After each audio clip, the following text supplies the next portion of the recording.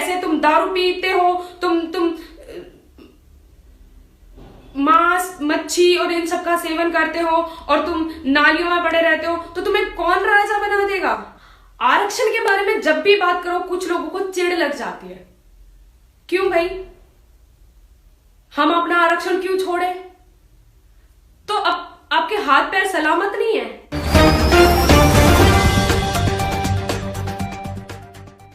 नमस्कार दोस्तों, एक नई लड़की लॉन्च हुई है आरक्षण के खिलाफ। आरक्षण को भीख बता रही है, आरक्षण को बीमारी बता रही है। मैं पूछना चाहता हूं उनसे कि आपने ये सब कहां पढ़ा और आपको ये किसने सिखाया कि आरक्षण एक भीख है, आरक्षण एक बीमारी है। इन्होंने जो सवाल खड़े किए हैं उन सवालों का एक एक सटीक जवाब मैं इनको देने वाला हूं। आप पूरी ये वीडियो देखिएगा। तो आप इनका पहला सवाल देखिएगा। आज मैं आरक्षण के ऊपर बात करना चाहती हूँ। आरक्षण एक ऐसी बीमारी है, और अगर इसको बीमारी बोला जाए तो गलत नहीं है। आरक्षण एक ऐसा मुद्दा है जिसको हमारे दुश्मन, हमारे धर्म के दुश्मन, हमारे देश के दुश्मन इसको ऐसे इस्तेमाल कर रहे हैं, संविधान को ऐसे इस्तेमाल कर रहे हैं हम भाइयों को तोड़ने के लिए। इन मैडम का कहना है कि आरक्षण को देश के दुश्मन और देश के जो हिंदू धर्म के जो दुश्मन हैं वो ऐसे यूज कर रहे हैं कि एक भाईचारे को खत्म करने की बात हो रही है। मैं पूछना चाहता हूं कि भाईचारा कौन सा भाईचारा? अगर भाईचारा होता तो आरक्षण की हमें जरूरत कहां पड़ती? अगर भाईचारा होता तो पिछड़े दलित वर्ग को आरक्षण की जरूरत कहां थी? आरक्षण क्यों दिया गया? आरक्षण किस लिए दिया गया? और आरक्षण की जरूरत कहां पड़ गई थी? ये मजबूरियां, ये खामियां तो आप जैसे लोगों की थी, इसलिए आरक्षण देना पड़ा। आप ये कुछ वीडियो देखिए, आप समझ जाएंगे कि आरक्षण जरूरी किस लिए था। आरक्षण की मूल भावना को समझने की जरूरत है। ये कोई भीख की व्यवस्था नहीं है, ये संरक्षण की व्यवस्था है जो इसलिए बनाई गई है क्योंकि इस देश के अंदर जाति के नाम पे शोषण हुआ है और इसलिए ऐसे लोगों को अवसरों से जिन्हें वंचित रखा गया है उन्हें विशेष अवसर देने की जरूरत है। मेरा काम है हर एक उस मुद्दे को उठाना और हर एक मुद्दे को सरकार की नजरों में लाना, हमारे देश में बदलाव लाना।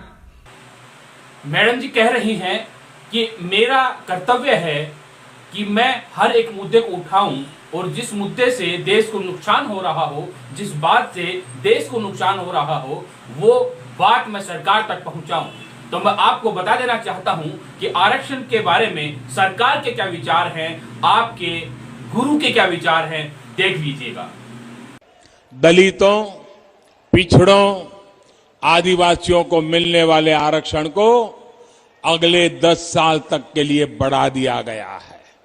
पहले कोई जातियां नहीं थी, पहले वर्ण थे।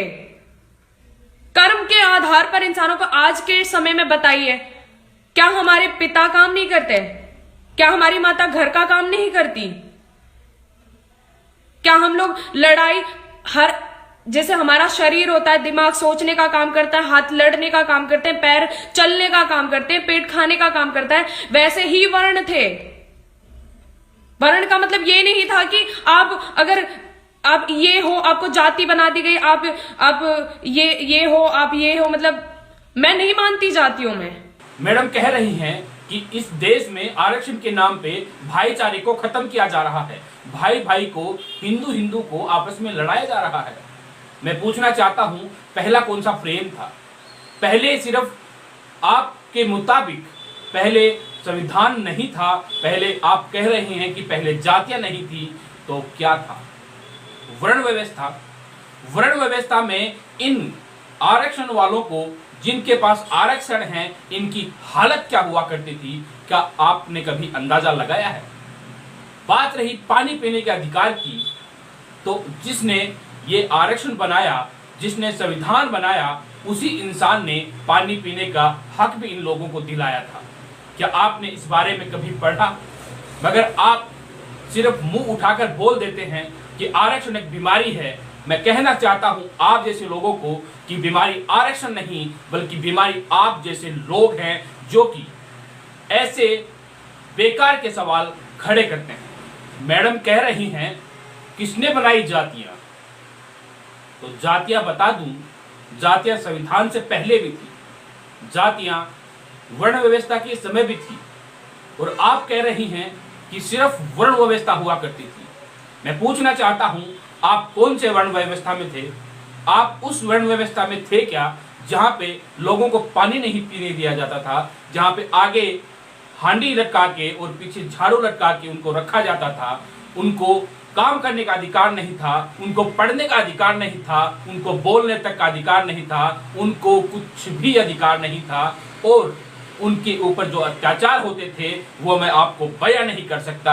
आप एक महिला हैं और महिला के ऊपर जो अत्याचार हुआ करते थे, अगर बाबा साहब नहीं होते तो शायद महिलाओं को वो अधिकार भी नहीं मिल पाते जो आज के समय में उनको अधिकार है। महिला को नौकरी करने का, महिला को संपत्ति रखने का, और भी ऐसे बहुत सारे अधिकार हैं जो कि आपको आपका संविधान देता है। मगर आप बात कर रही हैं वर्ण व्यवस्था की, तो मैं आपको बता दूं, क्या आप चाहते हैं कि जातियां हटाकर वापस से वर्ण व्यवस्था ला दी जाए और आरक्षण के नाम पे जो लोग सुरक्षित हैं, जो लोग संगठित हैं, उनको आप अलग थलग करके और वापस से वर्ण व्यवस्था लागू करना चाहिए? ये सोच आपकी गलत है। मैं आपकी इस सोच की कड़ी निंदा करता हूं। मैडम जी कह रही हैं कि पहले कर्म के आधार पे जातियां और वर्ण व्यवस्था तय की जाती थी, वो क्या काम करता है उसी आधार पे उसको वर्ण दिया जाता था। मैं पूछना चाहता हूं, आप लोगों ने ऐसे कौन से तीर मारे थे जो कि आप लोग हमेशा जन्म से सर्वश्रेष्ठ पैदा होते हैं, और इन दलित आदिवासी जो कि अछूत कहे जाने वाले, जो कि शूद्र कहे जाने वाले लोग हैं, उन्होंने कौन सा बुरा किया था जो कि हमेशा जन्म से अछूत पैदा होते हैं? मुझे इस बात का जवाब दे दीजिए, मैं आपकी सारी बात मानने के लिए तैयार हूं। मैडम जी, आपने कहा पेट खाने का काम करता है, दिमाग सोचने का काम करता है, हाथ काम करने का काम करता है, पैर चलने का काम करता है, तो आप क्या कहना चाहते हैं कि आप उसी वर्ण व्यवस्था की भागीदारी हैं, आप उसी वर्ण व्यवस्था की हिस्सेदारी हैं जो वर्ण व्यवस्था पहले हुआ करती थी? क्या आप आज भी यही चाहते हैं कि वो वर्ण व्यवस्था हो? क्या आप भी वही चाहते हैं कि कान से, नाक से, मुंह से, पता नहीं कहां कहां से बच्चे पैदा होते थे?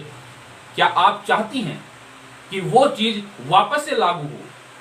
अगर ऐसा चाहती हैं तो मैं आपकी बात का कड़ा विरोध करता हूं। आरक्षण एक ऐसा मुद्दा है जिसको हमारे दुश्मन, हमारे धर्म के दुश्मन, हमारे देश के दुश्मन इसको ऐसे इस्तेमाल कर रहे हैं, संविधान को ऐसे इस्तेमाल कर रहे हैं हम भाइयों को तोड़ने के लिए।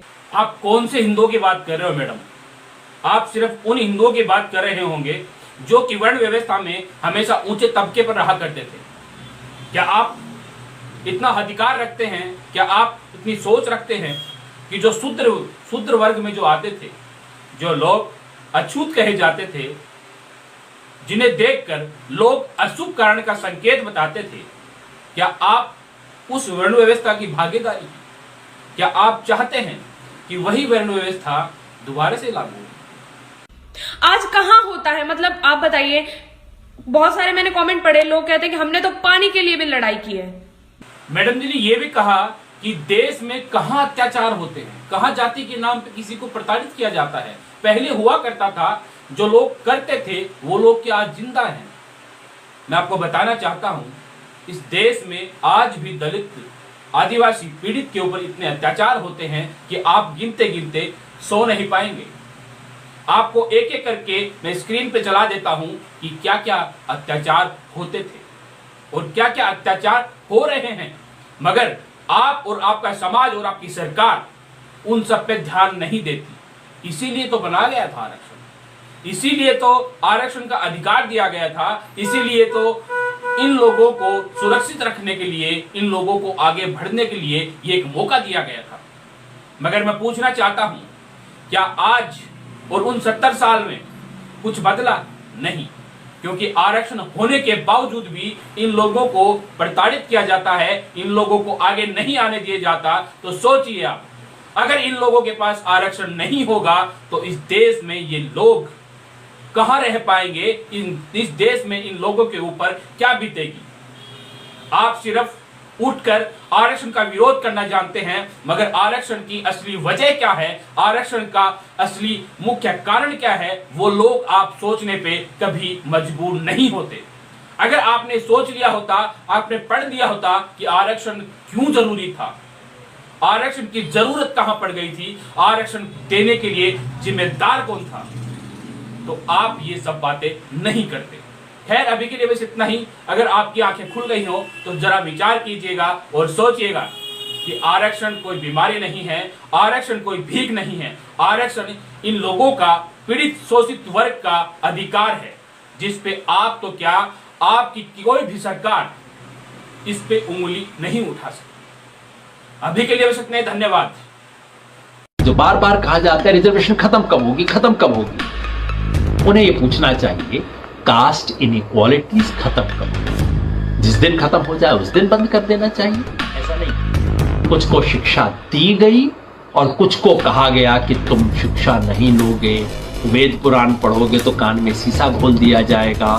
ये इनइक्वालिटीज थी ना, इसलिए उसको ठीक करने के लिए आपको दूसरे आधार, उसी आधार पर बदलना पड़ेगा। इसी तरह से रिजर्वेशन के बारे में इस तरह के स्थूल सवाल मत पूछिए कि अरे इस देश में कास्ट इक्वालिटीज खत्म नहीं हुई, 70 साल हो गया, बताइए अब क्या करें। ना, प्रश्न ये पूछिए 70 साल पहले जहां हम थे क्या उससे कुछ बेहतर हुआ कि इस रिजर्वेशन